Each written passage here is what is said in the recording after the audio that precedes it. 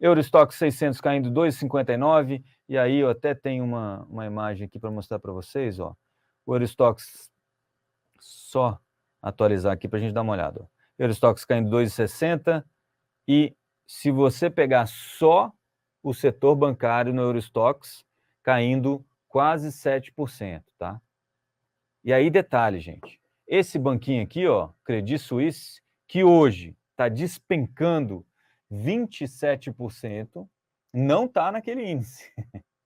Tá bom? Quem está lá? Por exemplo, está aqui o Société Générale, 13% de queda, BNP Paribas, 11% de queda. Mas o Credit Suisse desencadeou tudo isso. O que aconteceu? Teve uma entrevista hoje com o presidente do Banco Nacional Comercial Saudita, com... Como é que é o nome dele? Eu anotei aqui em algum lugar, ó. Amar Al-Qadiri.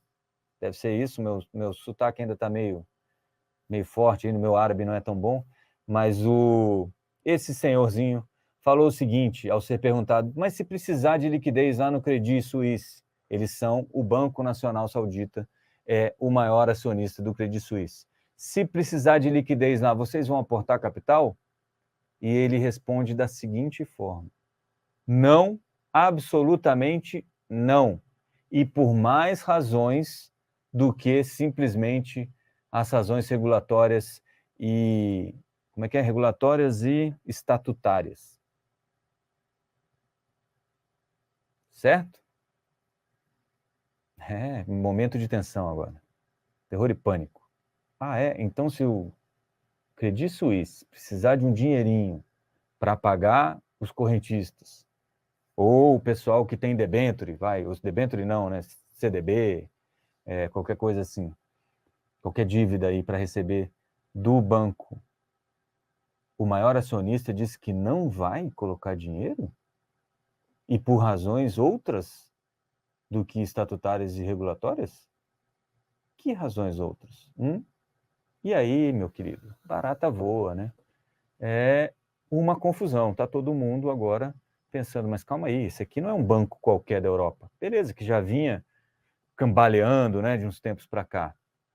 Já teve um problema lá nos Estados Unidos. E aí socorreram o SVB e o Signature, certo? Foi lá no comecinho da semana, aqui no fim de semana, na segunda-feira, o Fed e o Tesouro disse, não, a gente vai ter uma linha aqui, vai pagar todo mundo. O FDIC, que é o FDIC lá, que é uma espécie de FGC, Fundo Garantidor de Crédito, falou, não, a gente vai pagar, inclusive, acima dos 250 mil que a gente tinha combinado. Porque aqui no Brasil, vamos lá, vamos voltar.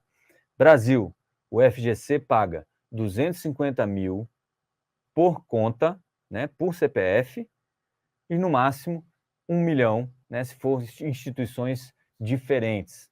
Então, lembrem-se o seguinte, se você está num banco, né, que não é um banco too big to fail, porque se você pensar que é o Bradesco, Itaú, Banco do Brasil, se esses caras quebrarem, aí ferrou-se, né, aí já era. Então, esses, em última análise, o governo não deixa quebrar de jeito nenhum, certo? Agora, se você está em outro banco, um banco menor, talvez não esteja tão capitalizado, etc. e tal, porque tem taxas boas, aquela coisa toda, até 250 mil, se o banco anunciar hoje que ele vai fechar, você está de boa, o Fundo Garantidor de Crédito paga, tá bom? Essa é a ideia. E o que acontece? Como lá na Europa e nos Estados Unidos começou a dar problema, os correntistas começaram a migrar para o JP Morgan, Bank of America e outros. No caso do Credit Suisse, você migra para onde? Você não está num banco mini, não é uma fintech, né? E aí gerou um certo pânico para saber o que vai acontecer. Mas como eu estava falando para vocês, as coisas vão se desenrolando, muita calma nessa hora, esperem, é tipo aquele momento do Mel Gibson no Coração Valente, né? Esperem, espera, vai chegar a hora, tá? Fiquem tranquilos. Ainda tem muita coisa para acontecer, provavelmente. A gente não sabe o futuro, mas aparentemente as coisas estão se reorganizando, tá bom? E qual foi o impacto disso, né? Tá aqui, ó, o Credit ainda está na tela, aqui, ó, 27% de queda agora, o Société Générale 12,50, BNP Paribas 11, só para citar alguns, tá? Como é que isso impactou, né? Juros. Então vamos lá. Essa aqui é a curva de juros norte-americana. Isso aqui, ó, essa aí que brilhou agora, mais em cima aí, é na quarta-feira, tá? Alguns, obviamente, né? Não é que nem Sucupira, que a informação chega a todo mundo ao mesmo tempo, não. Né? Em alguns mercados, às vezes, vaza uma informação, tinha gente aí que já sabia, provavelmente. Mas, na quarta-feira, essa era a curva de juros no euro, tá? Mas não é isso que eu quero mostrar. Eu quero mostrar primeiro dos Estados Unidos. Aqui, ó, quarta-feira, curva de juros nos Estados Unidos. Na quinta dá o problema com o SVB. Na sexta, o SVB é fechado. No sábado, no domingo, o Signature quebra. E na segunda, o Fed e o governo norte-americano diz que, olha, tá tudo certo, a gente vai pagar todo mundo. Fiquem tranquilos. Né? Confia. O Biden foi lá e falou, look into my eyes. Look into my eyes. Você está pensando que é só Brás Company, amigo? Look at the pyramids. Look at my eyes. O Biden falou. E aí falou que vai bancar, não tem problema, tá tudo certo. Mas o que aconteceu? Todo mundo ficou um pouquinho mais preocupado e foi se segurar lá no Tesouro. E aí, como a procura aumenta, a taxa cai, né? Oferta e demanda. O 2 anos, por exemplo, já caiu 130 basis points, 130 pontos base, 101,3 ponto percentual, a taxa de juro. 1,3 ponto percentual. Ela saiu daqui, ó, de... Putz, eles marcam desse jeito aqui, me quebram, né? 5,09 para 3,75. Isso não é trivial, tá, gente? E isso, obviamente, começa a marcar a curva norte-americana aqui para cortes de juros já a partir de junho, tá? E aqui ainda o pessoal aqui, ó, menos de 50% de chance, a curva está marcando, de uma alta de 0,25 na próxima reunião. A conversa que no começo da semana passada era entre uma alta de 0,25 ou 0,50, virou alta nenhuma ou 0,25. E daqui a pouco, aguarde e confie. Segunda-feira, provavelmente, a gente vai estar discutindo se vai ser um corte de 0,25 ou vai ficar parado. Vamos esperar, apesar da inflação estar pesando sobre essa decisão.